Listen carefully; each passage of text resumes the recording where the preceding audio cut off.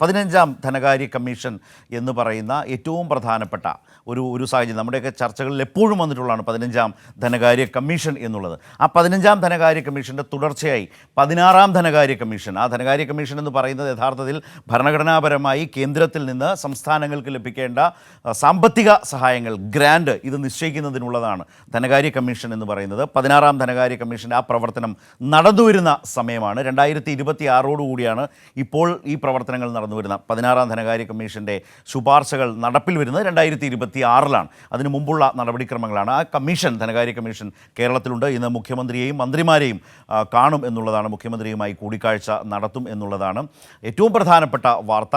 അപ്പോൾ കേരളത്തെ സംബന്ധിച്ച്, ഭാവി കേരളത്തെ സംബന്ധിച്ച് കേന്ദ്രത്തിൽ നിന്ന് ഇപ്പോൾ പ്രത്യേകിച്ച് GST ആണ് ഒരു രാജ്യം ഒരു നികുതി എന്ന നിലയിൽ സംസ്ഥാനങ്ങളുടെ നികുതി അധികാരങ്ങളൊക്കെ വളരെ വളരെ വളരെ പരിമിതപ്പെട്ടൊരു കാലത്ത് കേന്ദ്ര വിഹിതം, കേന്ദ്രത്തിൻ്റെ സാമ്പത്തിക സഹായം, ഗ്രാൻഡ് എന്നുള്ളത് ഏറ്റവും അധികം ഈ കാലത്ത് അതിൻ്റെ വലിയൊരു സവിശേഷത അറിയാം, അതിൻ്റെ ആവശ്യകത അറിയാം. കാരണം അത്രമേൽ ബുദ്ധിമുട്ടുകയും അത് വാങ്ങിച്ചെടുക്കാൻ കേരളം വല്ലാതെ ബുദ്ധിമുട്ടുകയും ചെയ്യുന്നൊരു കാലത്ത് 16ാം ധനകാര്യ കമ്മീഷൻ ആ വിധത്തിൽ സംസ്ഥാനങ്ങളുടെ അവകാശങ്ങളെ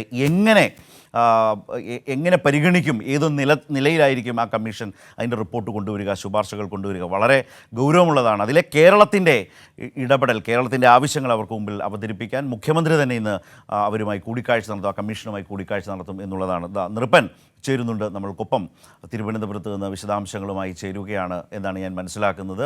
good morning Nripan. Good morning Sarath. Good morning. രാവിലെ നഗരത്തിൽ തിരക്ക് പിടിച്ച ഏതോ ഒരു സ്ഥലത്താണ് നൃപനെ കാണാനാവുന്നത്. കാരണം ആ സ്ക്രീനിൽ നൃപനൊപ്പം തന്നെ രാവിലെ സജീവമായ കാഴ്ചകൾ കൂടി നമ്മുടെ മുമ്പിലുണ്ട്. കാഴ്ചകൾക്കപ്പുറം ഈ 16ാം ധനകാര്യ കമ്മീഷൻ കേരളം പോലെയുള്ള സംസ്ഥാനങ്ങളെ സംബന്ധിച്ച് വളരെ വളരെ പ്രാധാന്യമുള്ളതാണ്. പ്രത്യേകിച്ച് ഈ മോദി സർക്കാരിൻ്റെ കാലത്ത് ആ കമ്മീഷന് മുമ്പിൽ കേരളം, മുഖ്യമന്ത്രി തന്നെ ഇന്ന് ഈ കമ്മീഷനുമായി കൂടിക്കാഴ്ച നടത്തുന്നു അല്ലേ?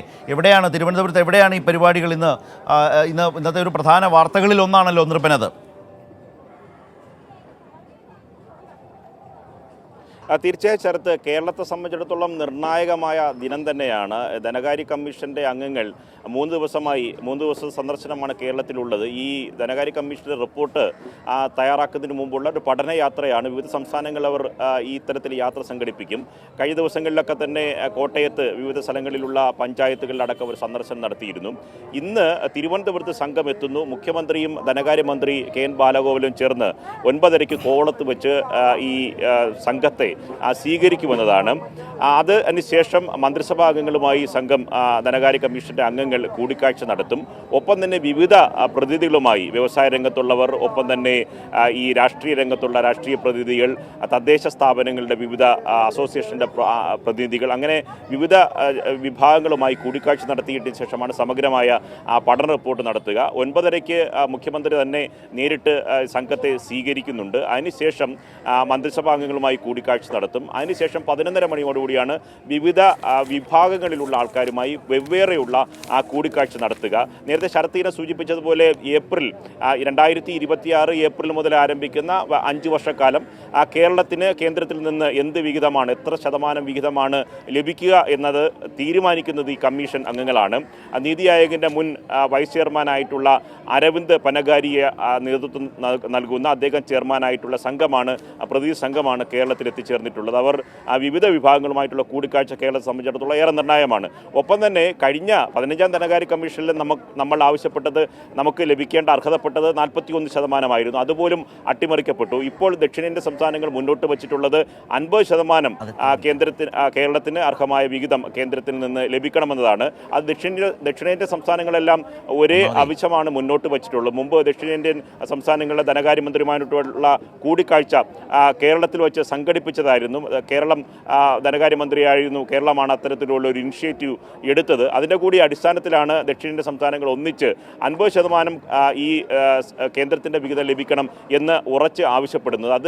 അതുകൊണ്ട് അതിൻ്റെ സമഗ്രമായ റിപ്പോർട്ടും അത് ഈ സംഘത്തെ ബോധ്യപ്പെടുത്താനുള്ള ശ്രമമാണ് നടക്കുന്നത്. ധനകാര്യമന്ത്രി KN ബാലഗോപാൽ തന്നെ പറഞ്ഞതാണ്. അതുകൊണ്ട് സമഗ്രമായി കേരളത്തിൻ്റെ ആവശ്യങ്ങൾ ഉന്നയിക്കുക, അത് നേടിയെടുക്കാനുള്ള മുഴുവൻ വാദമുഖങ്ങളും നിരത്തുക എന്നതാണ്. അതുകൊണ്ട് എല്ലാ തരത്തിലുള്ള പ്രതിനിധികളും, വ്യവസായ രംഗത്തുള്ളവർ, വിനോദ വിനോദസഞ്ചാര മേഖലയിൽ പ്രവർത്തിക്കുന്നവർ, ബിസിനസ്സുകാർ, ഒപ്പം തന്നെ രാഷ്ട്രീയ പാർട്ടികളുടെ പ്രതിനിധികൾ, ഒപ്പം പഞ്ചായത്തിൻ്റെ തദ്ദേശ സ്ഥാപനങ്ങളുടെ അസോസിയേഷൻ്റെ നേതാക്കൾ ഒക്കെയാണ്, ഒപ്പം മന്ത്രിസഭയിലെ മന്ത്രിമാരും വേറെ കൂടിക്കാഴ്ച നടത്തുന്നത്. അതുകൊണ്ട് വിവിധ വകുപ്പുകൾ സംബന്ധിച്ച ആവശ്യങ്ങൾ, കേരളത്തിന് ലഭിക്കേണ്ട അവകാശം, ഇവയൊക്കെ തന്നെ സമഗ്രമായി ഇവരുമായി കൂടിക്കാഴ്ചയിൽ മുന്നോട്ട് വയ്ക്കുക. അതുകൊണ്ട് കേരളത്തിൻ്റെ ഭാവി കേരളത്തെ നിശ്ചയിക്കുന്ന ഏറ്റവും നിർണായകമായ കൂടിക്കാഴ്ചയാണ് ഇന്ന് മുഖ്യമന്ത്രിയുടെ നേതൃത്വത്തിൽ കോവളത്ത് നടക്കുക. ശരത്.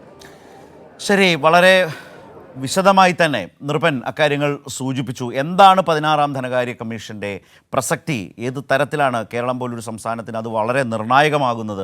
അതുകൊണ്ട് തന്നെ അത് നടപ്പിൽ വരുന്നതിന് മുമ്പ് നടത്തുന്ന ഈ 16-ാം ധനകാര്യ കമ്മീഷൻ്റെ നടപടിക്രമങ്ങളിൽ കേരളം സജീവമായി പങ്കാളിയാവുക, ഒരു സംസ്ഥാനം എന്ന നിലയിൽ കേരളത്തിൻ്റെ നികുതി ഘടനയുമായി ബന്ധപ്പെട്ട് നികുതി വിതരണത്തിൻ്റെ കേരളത്തിൻ്റെതായ ആവശ്യങ്ങളും അവകാശങ്ങളും ഓർമ്മിപ്പിക്കുക എന്നതൊക്കെയുള്ള വളരെ പ്രധാനം. അതിന് സംസ്ഥാന സർക്കാർ സജ്ജമായി നിൽക്കുകയാണ്. മുഖ്യമന്ത്രിയും ധനകാര്യമന്ത്രിയും ഇതിനുവേണ്ടി തയ്യാറാക്കപ്പെട്ടിട്ടുള്ള മുഴുവൻ വിശദാംശങ്ങളും ഇന്ന് ധനകാര്യ കമ്മീഷനുമായി 16-ാം ധനകാര്യ കമ്മീഷനുമായി പങ്കുവയ്ക്കും.